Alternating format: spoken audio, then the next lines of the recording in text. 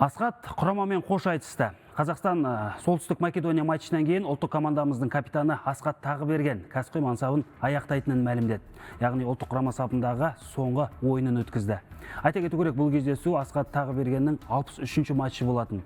Асхат Қазақстан ұлттық құрамасына алғаш рет 2014 жылы келді. Будапештте Венгрия құрамасына қарсы жолдастық матчта дебют жасады. 2016 жылы құрамаға оны бас бапкер Талғат Байсуфинов, ал 2017 жылы Александр Бородюк шақырды. 5 жыл ішінде ұлттық құрама сапында 20 ойын өткізіп, бірде-бір гол соққан жоқ, ал 2023 жылы Дания құрамасының қақпасына мергендігімен көзге түсіп, ұлттық құрамадағы алғашқы голын тіркеді. Алыстан соққан дәл осы голы кейін Пушкаш сыйлығына үміткер болды.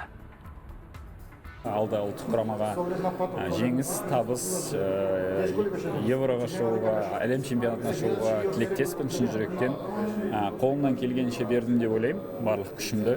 Әрине, ол қиын нәрсе ұлттық құрамамен енді өткен. Осы жанұяның бір бөлшегі болғанына өте қуаныштымын, және әрине капитан болғаныма өте ерекше қуаныштымын. Балдарға көп рахмет қолдауларына. Біз бір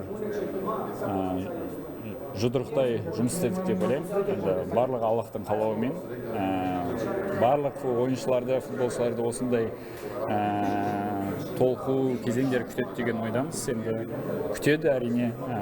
Сондықтан енді өзім жүрегімді тыңдап, осылай шешім қабылдадым.